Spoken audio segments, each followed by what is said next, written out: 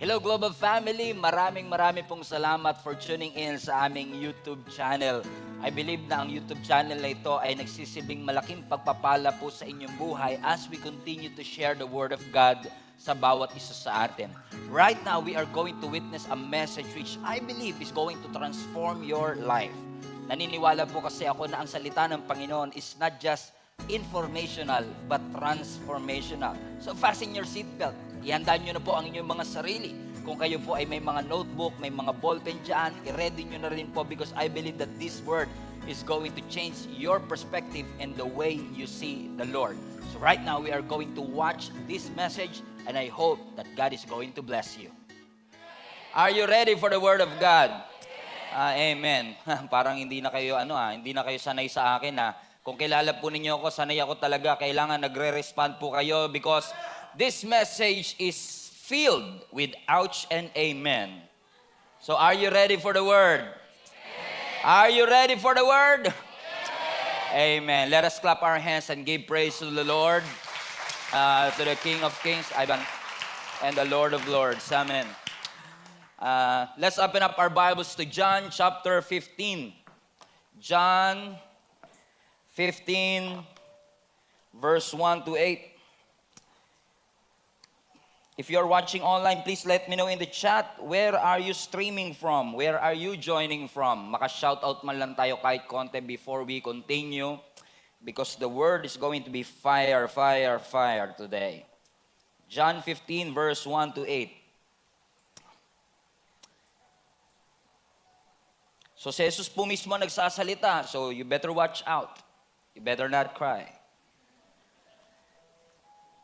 I am the true vine, and my Father is the vine dresser, the gardener. Every branch in me that does not bear fruit, He takes away.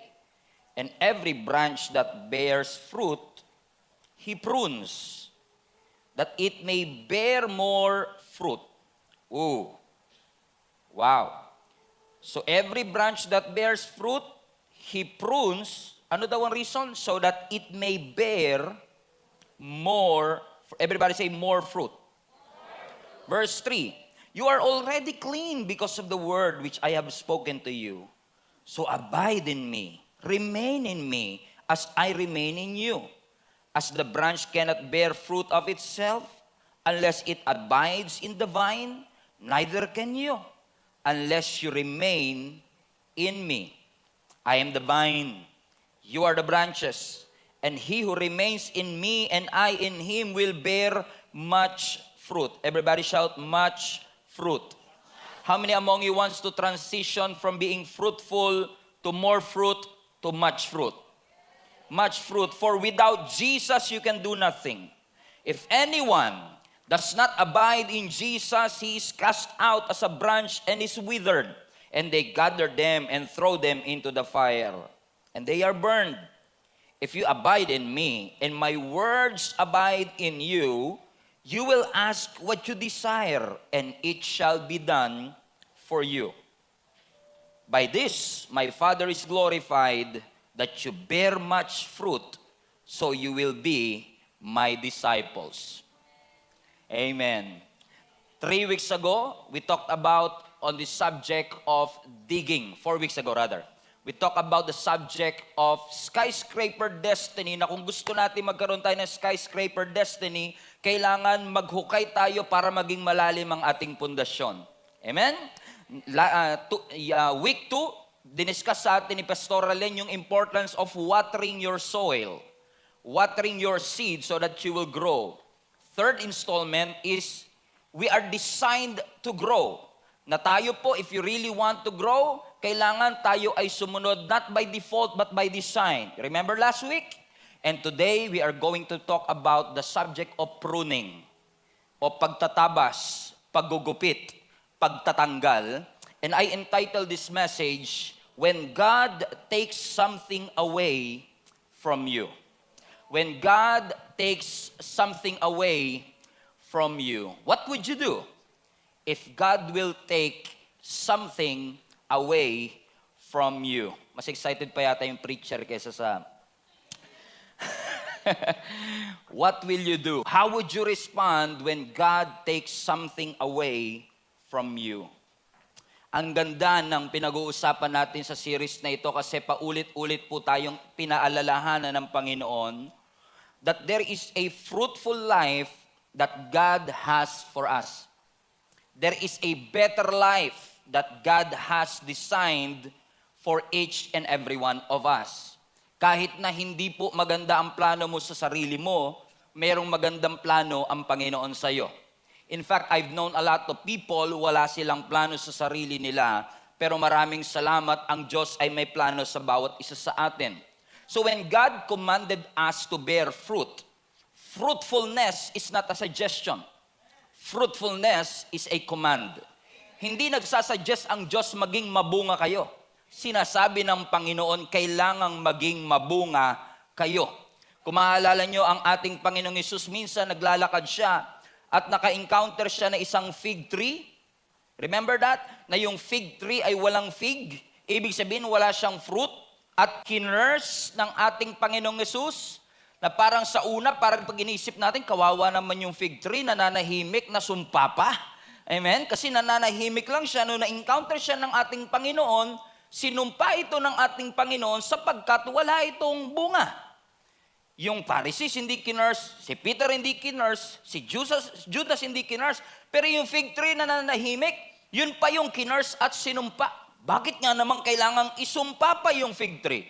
Kasi kung alam po ninyo ang anatomy ng fig tree, kapag may dahon, usually may bunga na kagad. Pero yung fig tree na yon, may dahon, pero walang bunga.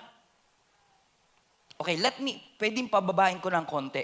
Amen? Kaya siguro na curse kasi may appearance pero walang fruit. Marami po kasi sa atin, we invest so much on our appearance but we never bother na i-enhance at gamitin ng Lord ang ating buhay para tayo ay magbunga.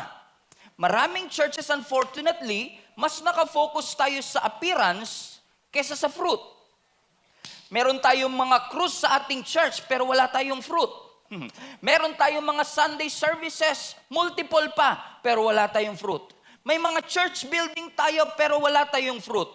Hindi masamang mag-invest sa appearance, pero kailangan kung gaano karaming oras ang ini-spend natin sa appearance, kailangan lalo din tayong nag-i-invest na tayo ay maging fruitful. Mas maging concerned tayo na tayo ay magkaroon ng bunga, kasi kung tayo ay may appearance pero walang bunga, Houston, we have a problem.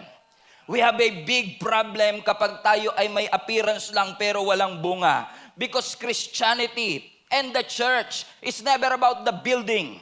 Christianity and the church is never about the membership, the budget, or how excellent our service is. It's all about the fruit. Everybody shout, fruit! Kailangan tayong mga Kristiyano, bunga ang ating priority. May mga kilala po kasi ako, puro unga, pero walang bunga. Hallelujah. Mas marami pang bungang araw kaysa sa bunga ng Espiritu. Hallelujah. Hallelujah, praise the Lord. Ang tinuturo ng Panginoon sa atin, mga kapatid, let us invest to make sure na ang ating root system ay maging malalim. Kumbaga, kung ikaw ay Kristiyano na for the past 3 years, magandang nakikita ng mga kaibigan mong may nagbabago sa buhay mo. Hindi naman natin binabadali ang bunga kasi kapag tinanim ka, hindi naman kagad yan magbubunga. Tama po ba? Pero kung 3 taon na yung halaman, wala pang bunga, wala pang pakinabang, magtataka ka, malamang may sakit. Ang bata kahit gaano ka-cute, pero kung 10 years old na, kinakarga pa rin, pinapadede pa rin, abnormal. Huwag kang tumingin sa katabi mo, abnormal po pinag-uusapan. Okay? Anong ibig sabihin? Napakahalaga po na tayo ay nagbubunga. Ibig sabihin, kapag nakikita tayo na tumatagal at lumalalim sa ating pananampalataya, ma-appreciate ng ibang tao, ay grabe, itong si Ed dati mainit din ang ulo, ngayon konti na lang. Itong si Roger Lasinggero, dati isang case ang iniinom, ngayon isang baso na lang. Kumbaga may pagbabago sa kanyang buhay. Nababawasan yung sungit, nababawasan yung sungay. Hallelujah. Amen. May sungay pa rin, pero at least nabawasan na. May sungit pa rin, pero at least nabawasan na. Bakit? May improvement, may pagbabago. Hawakan nyo nga po ang sungay ng inyong katabi. Sabi mo sa kanya, sana putulin na lang Lord dyan. Hallelujah. Amen. Kailangan may changes. May changes sa action. May changes sa language because a new heart will always produce a new language. Kaya kumbaga parang halimbawa kung dati pag tinapakan ka lang, napapamura ka talaga, oh, sure. Sure. Pero ngayon pag natapakan ka, oh, hallelujah, praise Jesus. Amen. Bakit may pagbabagong nangyayari sa iyong buhay? Na every Sunday dinideserve mo, sana tamaan ako ng preaching. Hindi mo iniiwasang matamaan ka ng preaching. Bakit? Kasi alam mo, pag tinamaan ka, ikaw ang mapapabuti. Kumbaga, dati, kapag nung nagsisimula ka pa lang sa church, no? Kapag nakita mo nag-preach si Pastor Stephen at tinamaan ka, sabi, yung Stephen na yan, markado na sa akin yan. Aabangan ko yan mamaya paglabas niya, sasalbiji ko yan. Para ako na naman topic, para nakakapasok yata to sa bahay namin. Alam na alam ang buhay namin mag-asawa, alam ang pinag-aawayan namin. I get that all the time. Na parang sinasabi na, nakakapasok ka ba sa kwarto namin, Pastor? Ba't alam mo mga issue ng buhay namin? Bakit? Hindi ako yon. Si Lord ang nakakaalam ng mga issues natin. And by the way, kapag natatamaan ka po sa preaching, mas matuwa ka. Ibig sabihin, kung tinamaan ka sa preaching, hindi na sayang yung pamasahe mo papuntang church. Kung namasahe ka, wala namang nabago sa buhay mo, di wala din. Amen. Sabi mo sa katabi mo, parang ikaw yata topic ngayon. Nararamdaman ko, nagsisimula parang si Pastor, parang ikaw na kagad. Amen. Bakit? Gusto ng Lord na ikaw ay nagbubunga. Ano ang sabi ng verse 8 nung text na binasa natin? Basahin niyo pong mabuti, ha? Ang sabi ng verse 8 ng 15, by this, my Father is glorified that you bear much fruit. So you will be my disciples. Tingnan nyo, ha? Ang sabi mismo ng ating Panginoong Yesus, kung ikaw ay nagbubunga, napaparangalan mo ang Panginoon. So it's crystal clear. Kanina pa yan, ha? It's crystal clear na nag-glorify ang Panginoon kapag ikaw ay nagbubunga. Kapag sinabing glorify, na ma-magnify. Kapag sinabing glorify, na-enlarge, you draw attention to the Lord kasi may changes, may fruit. Hindi ka nagsasayang ng oras kapag pumupunta ka ng church. Hindi ka nagsasayang ng oras kapag ikaw ay nagbabasa ng Bible. Kasi hindi ka man perpekto, pero unti-unti kang binabago ng ating Panginoon. Ibig sabihin, may bunga. Amen? Ano sabi ng 1 Corinthians chapter 14? Apostle Paul is saying, brothers, do not be children in your thinking. Be infants in evil, but in your thinking, be mature. Ano sinasabi ni Apostle Paul dito? Mga kapatid, baka naman hanggang ngayon isip bata ka pa din. Kumbaga yung kaisipan ng bata, hanggang ngayon dinadala mo pa rin.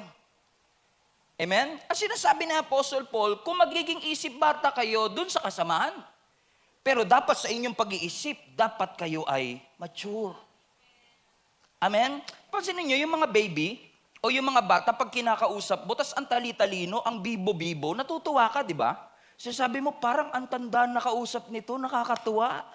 Pero pag kausap mo matanda, pero pag nagsalita parang bata, natutuwa ka ba? Hindi ka natutuwa, naiinis ka. Bakit? Bakit? Kasi ine-expect mo, dapat yung edad mo, tsaka attitude mo, nagtutugma.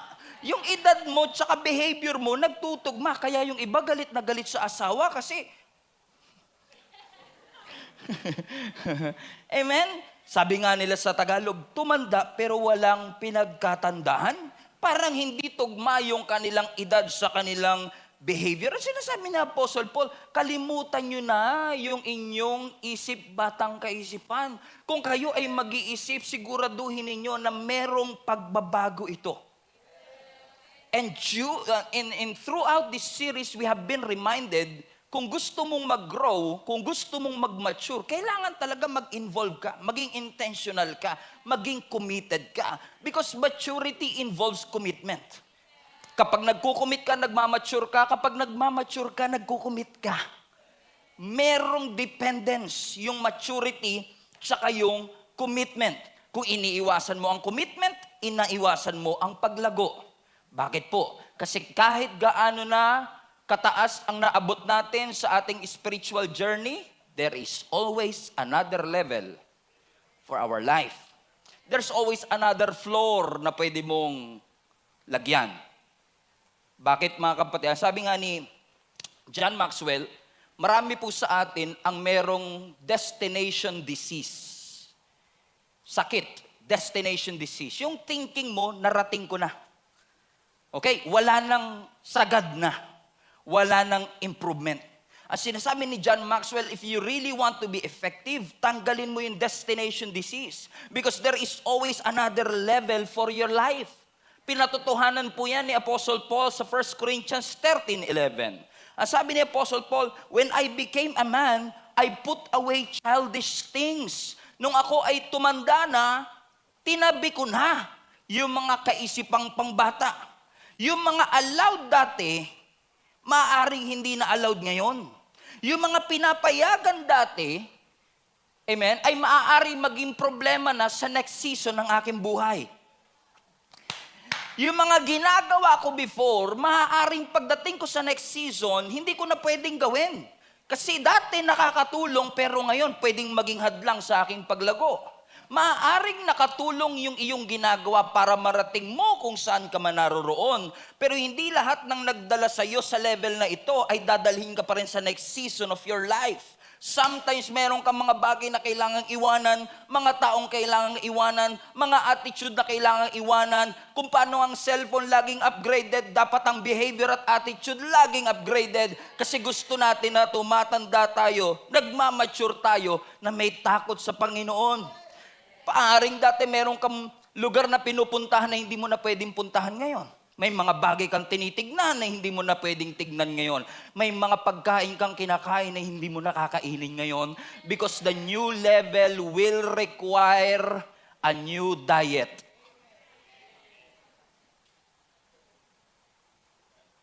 The next level of your life will end the previous level of your life. You have to be very intentional about it. What am I saying? What we are trying to say is this.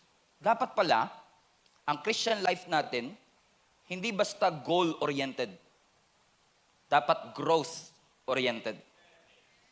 Hindi lang basta ma-reach yung goal. Matapos ko yung 21-day fasting. Mabasa ko yung buong Bible. Magandang goal. Pero dapat growth. Yung kahit isang verse lang mabasa ko today, basta tumimo. Kesa nabasa ko nga 10 chapter, wala naman ako naunawaan. Kasi puro bigat-bigat, bigat-bigat, bigat-bigat, bigat, ang bigat. Kung alam niyo sa Bible niyo, yung genealogy, puro bigat-bigat, ang bigat basahin. Ang bigat ng mata mo, pag binabasa mo, ayaw mong tapusin. Bakit, mga kapatid? Sinasabi ng ating Panginoon sa atin, go towards maturity. And maturity in next level requires what? New diet, new appetite. Lalo po sa panahon natin ngayon, ang tinitignan ng tao, fruit. Ang nakikita ng tao, fruit. Ang nakikita ng Diyos, root. Let me repeat. Ang tinitignan at tinahangaan ng tao, bunga. Pero ang nakikita ng Diyos, yung root system. Tama ba ang pundasyon? Are you ready for the next level? Is your faith enough to bring you to the next level of your life? Kasi madaling pikein ang paglago. You want me to prove that to you? Madali pong pikein ang paglago. Lalo po ngayon, na minsan maraming Christians gumagamit ng Christian lingo para magmukha silang Christian, na kapag kinamusta mo, how are you? Sagot sa'yo, smiley. Okay, sasabihin sa'yo, well, I'm blessed and highly favored. Na ikaw mismo hindi mo alam ang ibig sabihin nun. Amen? Para lang may masabi ka na ikaw ay Christian. Pero na-realize ko mga kapatid that appearances can fake growth. Think about that. For example, ako po, madalas pagka nasa labas ako, nasa ibang church, pag may nakakilala sa akin, 7 times out of 10, ang lagi nilang sinasabi, akala ko, pastor, matangkad ka sa personal. O, yun yung usual na sinasabi nila sa akin. Kasi sabi nila, pag tinitignan ka namin sa screen, parang ang tangkad-tangkad mo. Parang yung image na nakikita namin sa screen will make you look taller or bigger. Pero 10 times out of 10, lagi nilang sinasabi, mas gwapo ka pala, pastor, sa personal.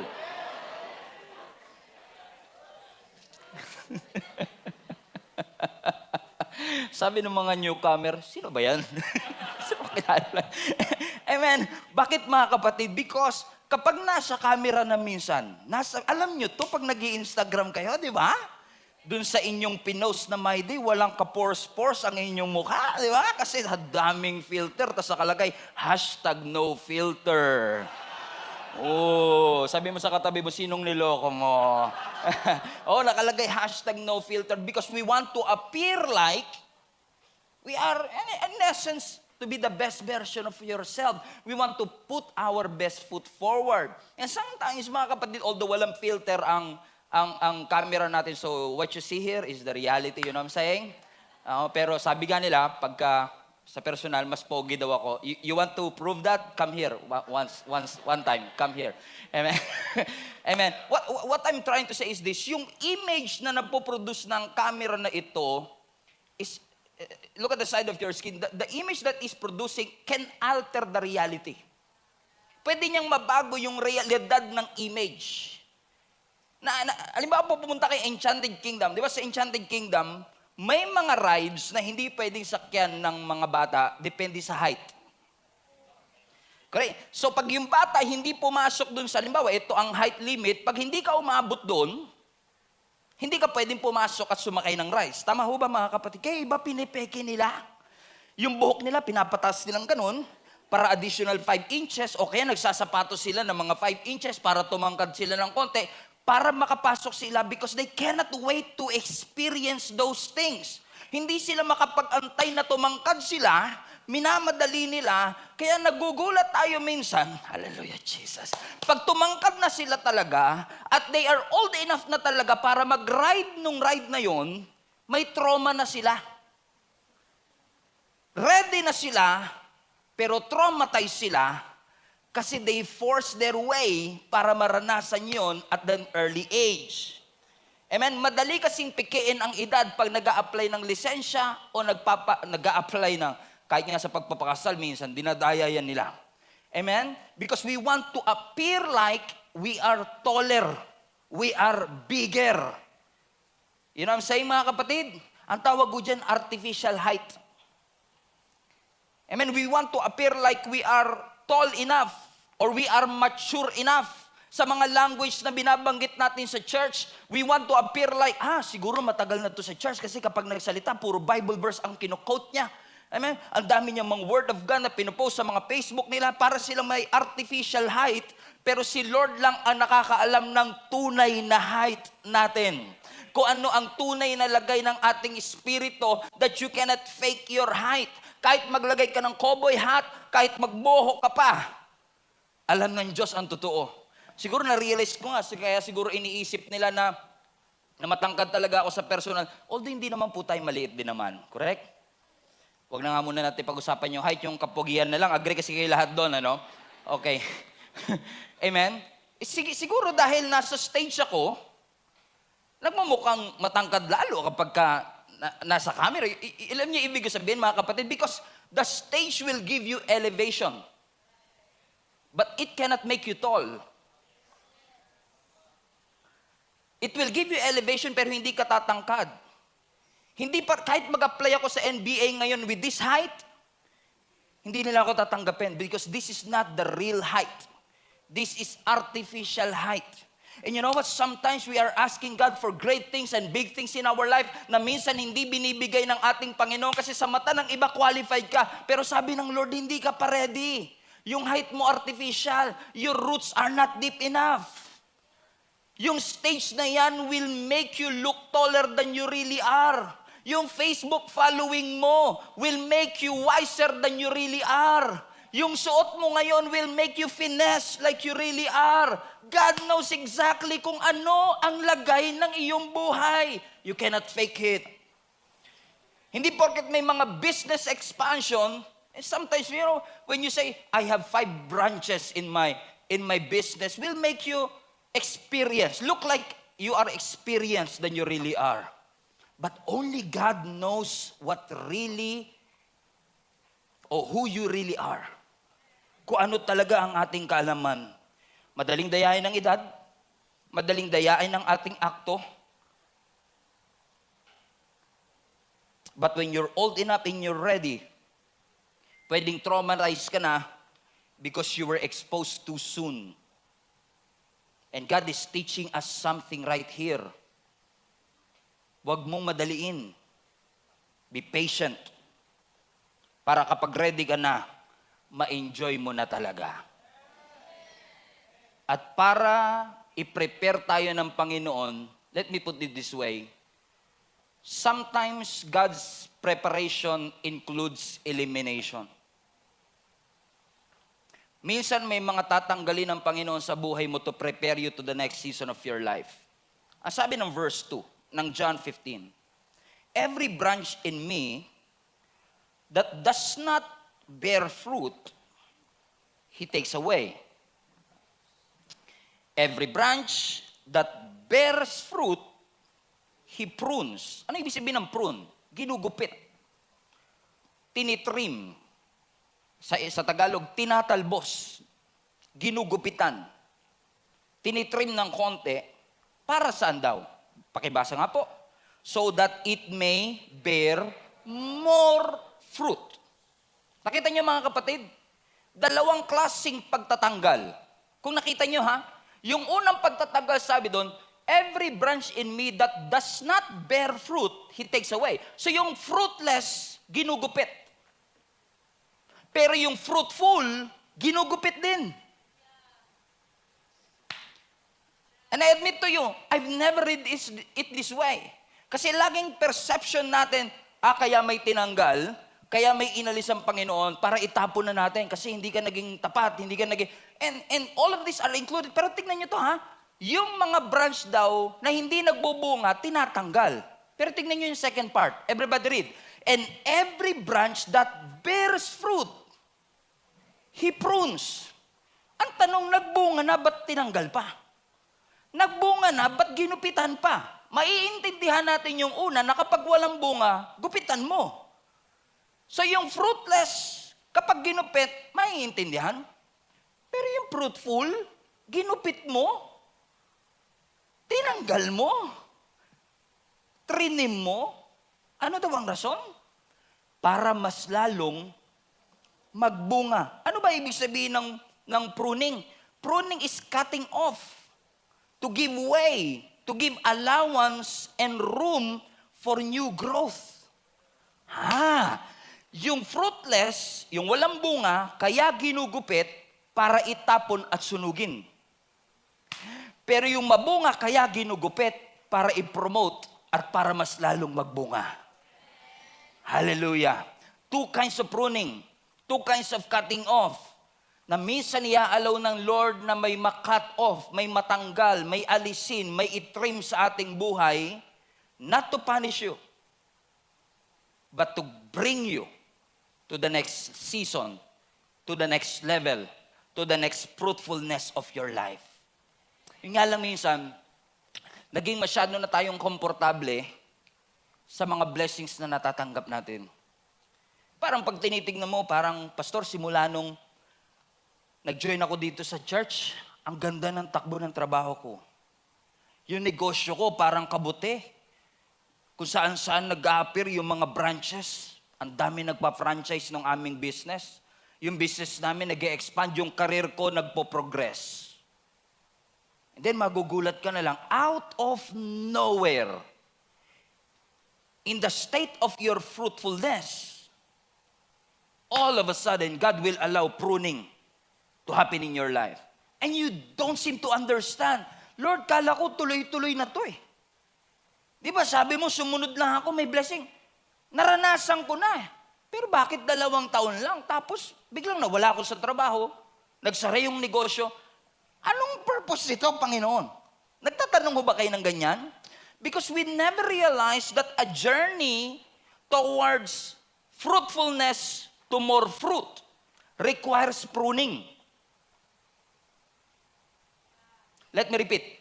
Ang journey para mapunta tayo sa fruitfulness to more fruit, fruitfulness to much fruit, requires pruning. Minsan may suffering. Minsan may iaalaw na ang Diyos ng mga difficulties in your life para masiguro natin at masiguro ng Panginoon rather na yung next level ng iyong buhay, handa ka, prepared ka, equipped ka to face those journey that you are facing right now. Kasi madalas pag mayroon po tayong mga problema, madalas ang solusyon natin is to always pray that God will remove it. Sino sa inyo minsan pag may mga problema po kayo, pinagpanalangin yung tanggalin ng Lord? Lahat naman siguro. But you know what I realize? You cannot pray away every difficulty in your life. Magugulat ka, may mga prayer ka na kapag nag-pray ka tanggalin, tinatanggal ng Lord. But you cannot pray away every difficulty in your life. Minsan iaalaw ng Lord na dumaan ka talaga doon. Even Jesus endured the cross. Remember sa Garden of Gethsemane, sabi ni Jesus Christ is, take this cup, Lord, away from me. In essence, sinasabi ni Jesus, tanggalin mo, Lord, i-prune mo ito. Hindi ko po ito gusto. Pero sabi niya, nevertheless, it's not my will, but yours be done. So when you are suffering, so when you experience pruning in your life, kapag may cut off, kinakat ba dahil fruitless? O kinakat para mas lalo maging fruitful? Kapag may pruning sa ating buhay, ibig ba sabihin, pinapahinto ka ng kaaway o pinopromote ka ng ating Panginoon? Kasi ang sabi ng scripture, yung mga fruitful kaya ginugupit, kaya tinatanggalan, kaya may ini-eliminate, kaya may binabawas, kasi gusto ng Lord na mas lalo kapang i-increase ng ating Panginoon because yung pruning increases your fruitfulness. Minsan may mga pagkakataon sasabihin mo, Pastor, ba't ganun? Kung kailan nag-involve ako sa church na to, tsaka naman ako nawalan ng trabaho. Nag-sign up ako sa growth track, naghiwalay naman kami ng jowa ko. Kung kailan nagbigay ako ng tithes and offering, doon naman nalugi yung negosyo ko. Anong ginagawa ng Panginoon? Gusto niya bang nahihirapan kami? No. I don't believe na ang Diyos natin ay masamang Diyos. Nasasabihin ng Panginoon, aba, naglingkod to bigyan ng problema yan. Hindi ganyang kasama ang ating Panginoon. Aba, nagsiserve ka, nag-involve ka sa growth track, bigyan ng malas yan. Hindi, ang Diyos natin ay hindi gagawin yun. Ibig sabihin, kung meron mang tinanggal ang ating Panginoon sa atin, meron siyang either ipapalit o ipopromote sa iyong buhay. Siguro kaya nalugi yung tindahan kasi gusto ng Lord, bigyan ka ng mall. Well, I don't know that. Pero ang alam ko lang, kapag may sinarang bintana o may sinarang pintuan, may mas malaking pintuan na bubuksan ng ating Panginoon. Posibleng tinuturuan tayo ng Lord ng integrity para mas maging mabuting magulang to strengthen our relationship with the Lord. Uncomfortable ang pruning. Pag ginugupit ka talagang, Lord, wag. May mga season of loss and you don't like it, but pruning means growth. Kapag pinuprune ka, kapag ginugupit ka para sa paglago mo yan, kapag ginugupit ka para sa fruitfulness mo yan, kapag ginugupit ka para yan sa promotion mo. So kapag may pruning at nahihirapan ka, hindi ibig sabihin na kapag may pagsubok tayo, lagi tayong labas sa kalooban ng Lord. Minsan nga, nasa kalooban ka na ng Lord, nahihirapan ka pa rin. Oh, agree ba kayo dyan? Oh, sige, parang ayaw nyo naman Amen. Pero inaalaw ng Lord na mahirapan tayo, hindi para parusahan tayo. Pruning is training, not punishment. Kung may mga pruning season sa iyong buhay, kung may tinanggal na relationship, kung may mga tinanggal na mga tao sa buhay mo, tinanggal na trabaho, tinanggal na negosyo, tinanggal na resources sa buhay mo, hindi yan para parusahan ka at patayin ka, pasukuin ka at sabihin, ha ha ha ha! Bigyan pa ng mas malalong, padala ng 5 demonyo pa. Hindi, my friend. Gusto ng Lord na mag-bear ka ng much fruit. You are pruned to bear more fruit. So kaya inaalaw ng Lord minsan ng discomfort to promote you. Hindi naman kasi pwedeng gusto mo lang ng growth, ayaw mo ng pain. Hindi naman pwedeng gusto mo lang ng stretch, ayaw mo ng stretch marks. Gusto mo lang yung benefits ng anointing, ayaw mo yung price of the anointing. Gusto mo umupo sa front row seat, ang kaya mong bayaran general admission. Gusto mo ng success, gusto mo ng glory, ayaw mo ng process. Sabi ng Panginoon, you want to follow me? Kasama talaga ang pruning. Kasama talaga ang difficulty. And you have to accept that reality. That when you follow me, hindi lahat ng dala mo, madadala mo talaga. Papaiwanan ng Panginoon sa iyan. Amen. Naalala niyo po si Prophet Samuel. Si Prophet Samuel, mahal na mahal niya si King Saul. Remember that story? Si King Saul ang pinakaunang hari ng Israel. Pero all of a sudden, tinanggal ng Lord, pruning. Tinanggal ng Lord yung anointing kay Saul at nilipat kay David. Pero dahil mahal na mahal ni Samuel si King Saul, naiiyak siya sa Panginoon. Parang in essence, sinasabi ni Prophet Samuel, baka pwedeng ako na lang. Tayo na lang ulit. Ako na lang. Joke. Si Basha pala yan. Okay? Amen. Para sa sinasabi ni Prophet Samuel, na kay King Saul pa rin ang aking loyalty. Kaya minsan nangusap ang Panginoon sa kanya. Ang sabi ng Lord kay Prophet Samuel, hanggang kailan ka iiyak? How long will you mourn? Tinanggal ko na ang anointing sa kanya, niredirect ko na kay David. Ang focus mo na sa previous pa rin, may bago na. At sinasabi ng ating Panginoon sa atin, tinanggal ko na dyan, nireject ko na yan, pinipilit mo pa. Sampalin nyo nga po mahina yung katabi nyo. Mahina lang. Sabi mo sa kanya, ang tigas ng ulo mo. Nireject na, pinipilit mo pa. Sinara na ng Lord, binubuksan mo pa. Ayaw nyo sampalin, kinabahan po kayo. Amen. Bakit mga kapatid? Nireject ng Panginoon kasi gusto niyang baguhin. I-redirect tayo. Dalhin tayo sa bagong season, sa bagong government, sa bagong stage ng ating buhay. And you cannot experience the fullness of what is now, without you leaving what was behind. Leave those who are behind and focus on the future. Focus on the purposes of God in your life. Kaya madalas tayo nag-i-struggle kasi ayaw nating iwanan yung pinapaiwanan. Kaya madalas, hindi tayo nire-respeto ng iba kasi ang tigas ng ulo natin eh. Kaya lagi kang broken-hearted eh. Kaya minsan kakalabitin ka talaga ni Lord, gising-gising ng konti. Nagpipreach pa si pastor, dito ka natulog, sabi niya. Biro lang. Gising-gising ng konti, hindi yan ang kalooban ko. Sumagot ka naman, pastor, masaya kami. Ang saya namin. Alam nyo, na-realize ko mga kapatid, hindi porket masaya ka, tama ka. Hindi porket masaya ka, nasa kalooban ka ng Panginoon. Hindi nga porket nakakabili ka ng mga property, nasa kalooban ka ni Lord. Mga drug lord, nakakabili rin ng property. Amen. Huwag mong sirain ang iyong buhay, kapatid. Ano sabi ng Proverbs 19 verse 3?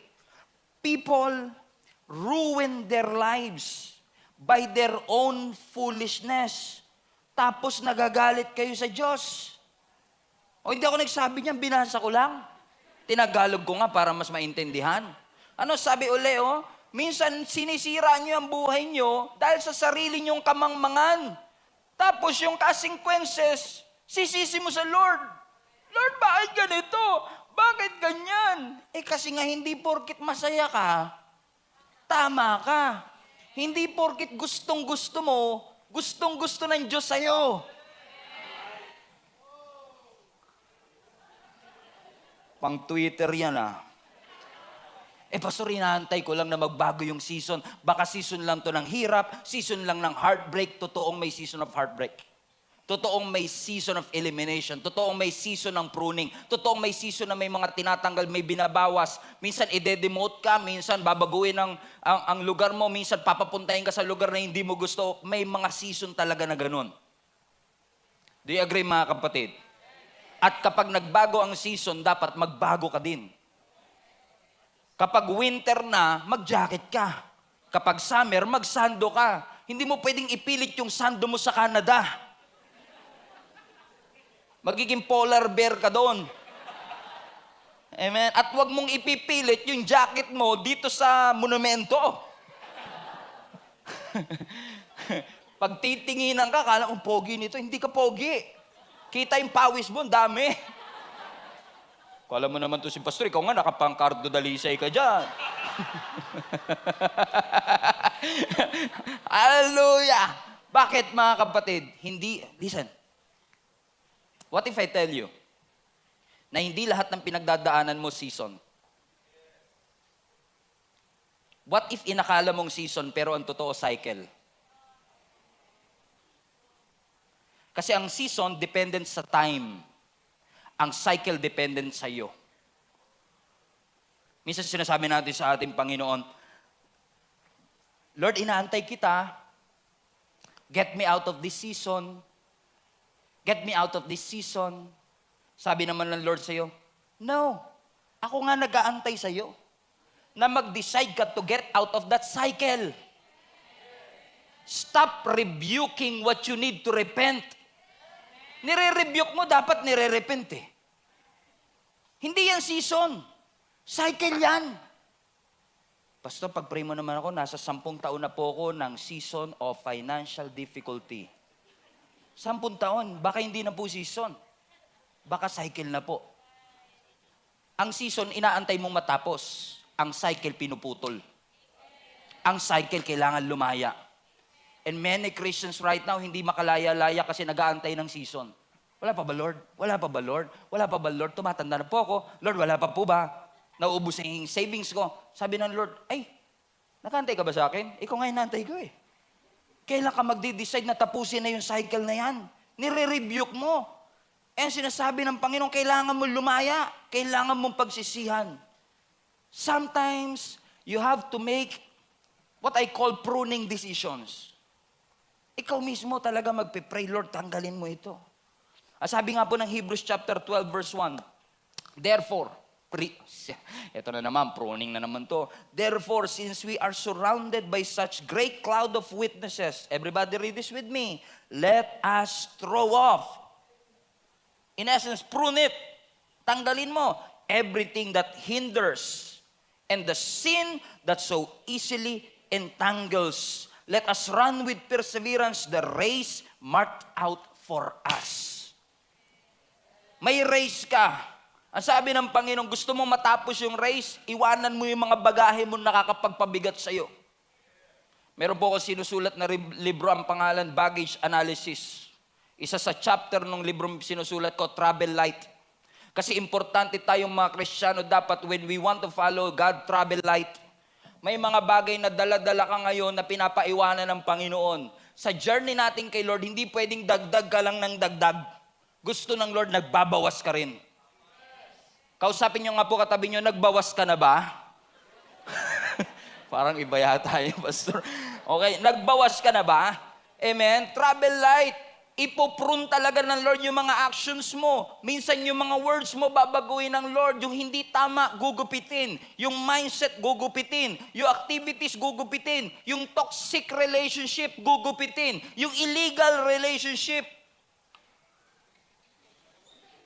itatago pa din.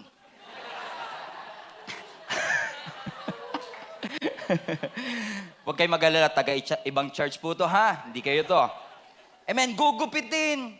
Alam mong meron kang character deficiency na kailangan maging aware ka. Meron kang serious sin in your heart na kailangan pagsisihan. Ang spiritual vitality mo ang hina-hina.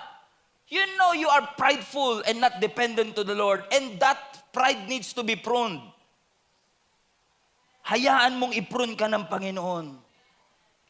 Tanggalin ng Lord para mas maging magaang ka sa pagsunod mo sa ating Panginoon. Minsan gagamitin din ng Lord ang suffering. Na kapag may suffering ka, i-consider mo rin yan na blessing kasi nagpo-produce. Parang pruning, pag ginupit, magpo-produce ng ano? More fruit. Pag ginupit, magpo-produce ng ano? Much fruit. Kaya ang sabi ng scripture, consider it pure joy. James 1:2-4. Consider it pure joy, my brothers and sisters, whenever you face trials of many kinds. Read this with me. Because you know that the testing of your faith produces perseverance. Let perseverance finish its work, so that you may mature and complete and not lacking anything. So most of the time, pag may tinanggal ang Panginoon sa iyo, pruning ng Lord yan. At tulad ko po, hindi po ako hardinero. Yung nanay at tatay ko, merong green thumb. Ako brown. Hindi ako makapagpatubo ng halaman. Wala po akong alam sa paghahalaman. So hindi po ako plantito. Alright? Pero yung mga magulang ko, ang galing nila magpatubo ng halaman. Minsan, pag may nakikita akong mga gardener, mga plantito at plantita, na ginugupit-gupit nila yung kanilang halaman, parang pakiramdam ko, pagka nakikita ko sa NLEX, madalas yung ginagawa sa NLEX, pinuputol nila yung mga branches at mga sanga. Lagi ko sinasabi, oh, don't destroy the environment.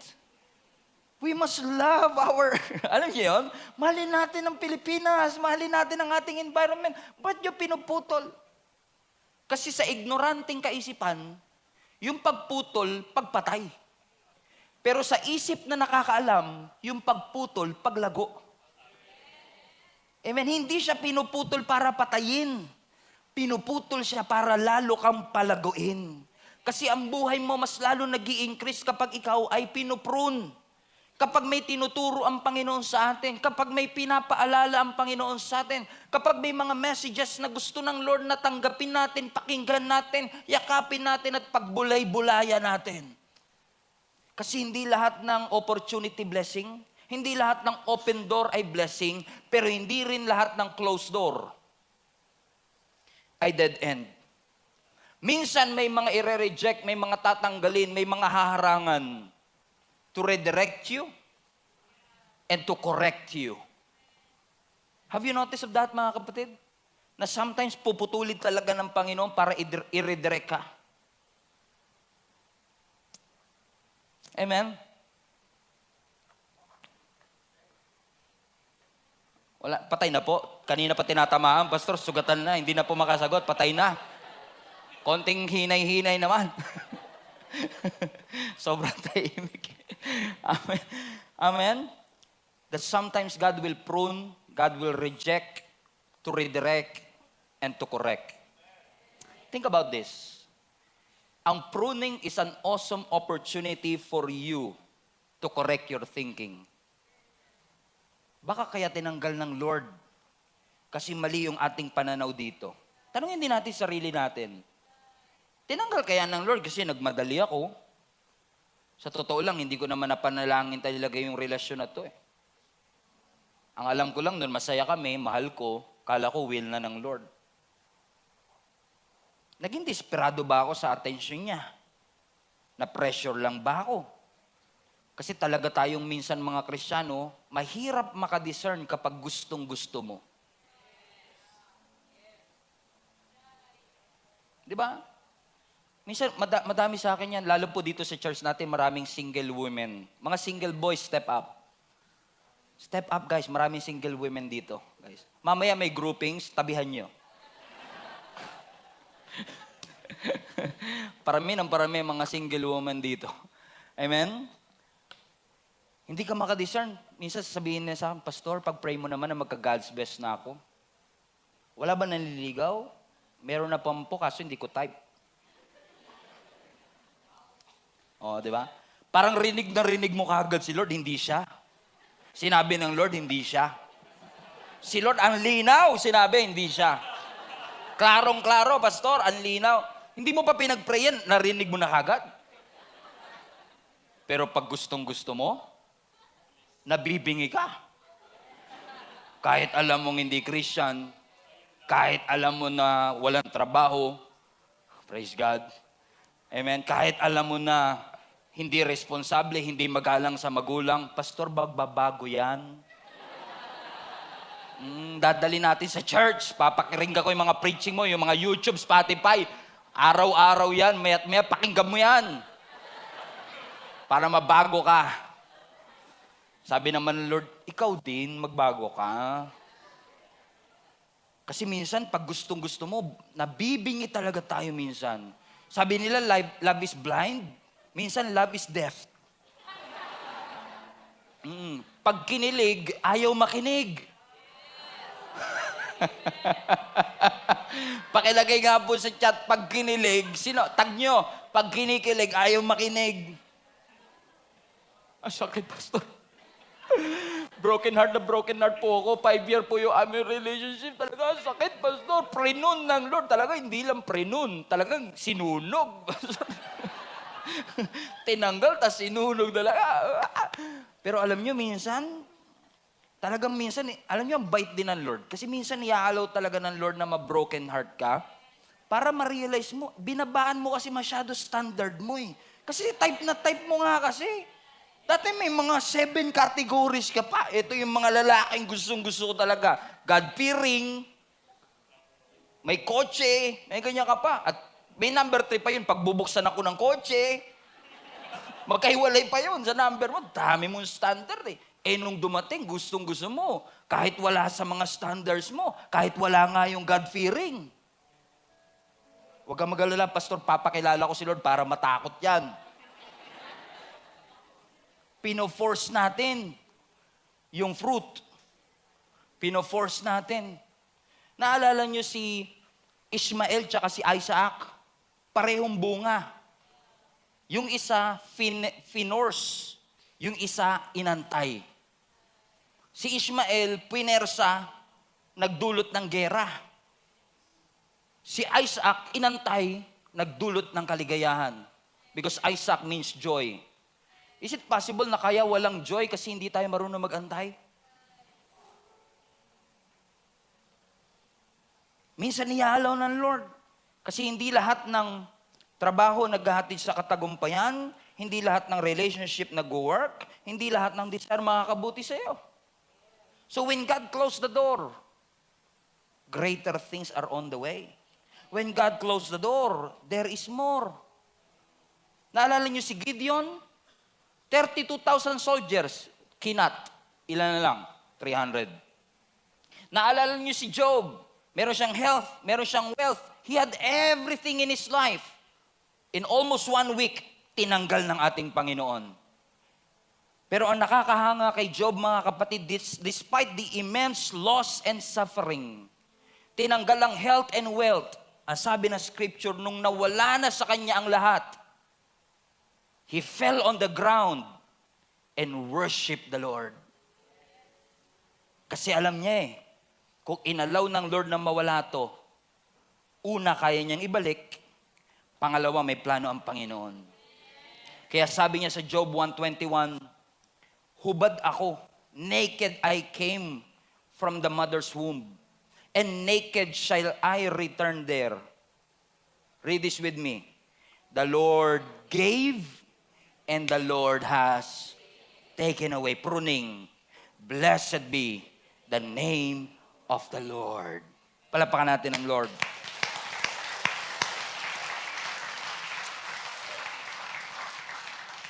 So the pruning is a great opportunity for you to assess. Ang buhay mo ba talaga? Ang iyo ba talagang buhay ay naka-foundation sa Diyos? O hindi? Kasi baka pag tinanggal ng Lord yung negosyo, magtampo ka sa Diyos. Kasi masyado ka nang naging dependent sa yung negosyo. Baka kapag tinanggal ng Lord yung trabaho, baka masyado kang sumama ang loob mo sa Panginoon kasi masyado ka nang dependent sa trabaho. Si Abraham, inantay niya si Isaac 25 years. Tapos nung 13 years old pa lang, gusto ni Lord, kuhanin na kagad at patayin si Isaac. Kung ako si Abraham, pwede kong isipin, Lord, inantay ko ng 25 years. Wala pa nga sa kalahati ng inantay ko. Gusto niya na po kagad kunin? Gusto niya na kagad i-prune? Kasi ang gusto lang sabihin ng Panginoon kay Abraham, Binigay ko yung gusto ng puso mo. Pero ang tanong, nasa akin pa ba yung puso mo? Kaya may pruning para ma-assess mo. Baka idol mo na yan. Baka Diyos mo na yan. Sabi ng Lord, idol reveal nga tayo.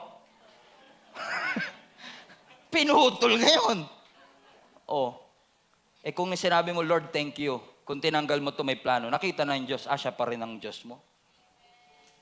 Amen? Kasi minsan talaga, ang dependence natin na magbibigay ng source of income, yung kumpanya. Mas hinahangaan pa natin yung ating kumpanya, yung employer natin, kaysa sa kapasidad ng Panginoon. I'm not saying na huwag kayo magtrabaho. I'm just saying na ginagamit lang ang ating kumpanya ng Panginoon para tayo pagpalain. Pag pinagpala ka ba, ang papuri ba nasa kumpanya o nasa Panginoon? Pag ikaw ba ay pre-provide ba ng Lord at minultiply ang resources mo, ang papuri ba nasa bracelet? Pampaswerte? O nasa ating Panginoon? Sa maduming medyas, pag sinuot ko to, mapalad ako para sinuswerte ko mag-basketball O sa ating Panginoon? Idol reveal. Minsan ipuprune ng Panginoon para makita natin, teka lang, naglilingkod pa ba talaga ako para sa Panginoon? O para na lang sa recognition, sa applause? Para na lang sa congratulations ng iba? It may look like you are doing it for the Lord, pero kailangan i-check natin ang ating mga motives. I-check natin ang ating mga puso. Heart reveal. Lord, i-expose mo because pruning exposes your heart. Pag tinanggal ng Lord, mai-expose talaga ang iyong puso. Mai-expose kung sino talaga ang laman ng ating puso.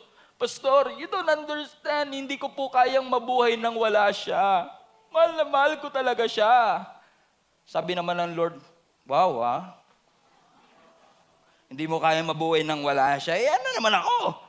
Ako nagbigay ng buhay sa iyo. Akala mo tuloy, dahil mahal na mahal ka, pinagbuksan ka lang ng pintuan sa kotse, siya na buhay mo. Si Lord ang nagbigay ng buhay sa iyo. Si Lord ang nagpo-provide. Si Lord ang nagbigay ng breath natin, ng oxygen natin. And sometimes He will remove people in your life para ma-realize natin, mga kapatid, na si Jesus pa rin ang kailangan nating balikan at panampalatayanan. Amen? Hallelujah. Naalala niyo ang Gia Kamanaba before pandemic? Nasa momentum tayo. I'm reviewing the videos that we had nung pagpasok ng 2020. I remember preaching and reporting the great things that God has done nung 2019 hanggang 2020. Naalala ko dun sa preaching na yun, talagang pinipreach pa natin how many people got saved, how many people have we reached by the grace of God. And we have about 350 to 400 people attending our in-person service back in that time. 4 services, kung maalala ninyo.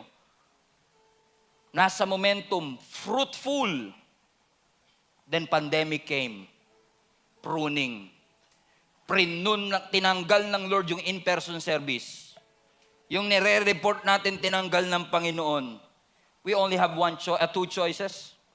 Either we will complain or we will trust the Lord. And we chose to trust the Lord. And 3 years later, by the grace of God, kaya pala prinun para i-promote. Kaya pala prinun para maging fruitful. Yung dating 350 in-person attendance, ngayon 700 to 800 people every single Sunday. Why did that happen, mga kapatid? Amen. Kamanaba lang yan. Wala pa yung Bacolod natin na ang dami rin kaninang umaten at yung Dumaguete na marami ding umaten.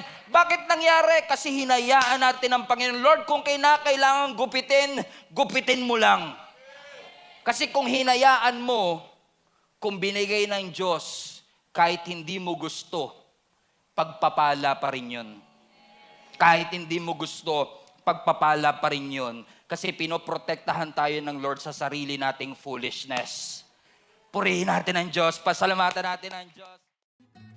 Hello, Global Family. You made it this far. Once again, marami pong salamat for tuning in. And I pray na yung salita pong ating napakinggan ay makapagbigay po ng conviction at malalim na revelation sa inyong puso upang mai-apply po natin sa ating buhay so that transformation will happen in our life. If this ministry have been a blessing into your life, I want to encourage you to share this video to some people that you know na maaaring nangangailangan din katulad mo ng mensaheng ito.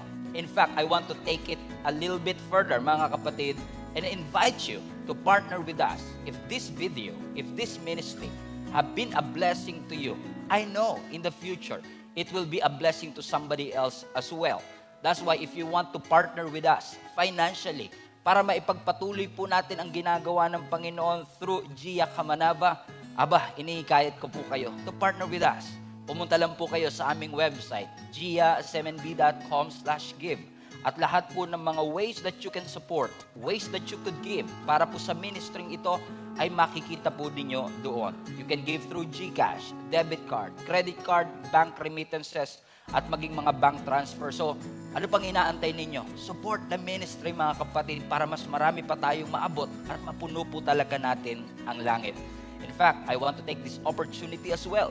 If you have been watching the video for quite some time, wala po kayong church na kinakabilangan and you want to deepen your relationship with the Lord, I want to encourage you to join our link-up groups. Ginagawa po namin yan in person or online.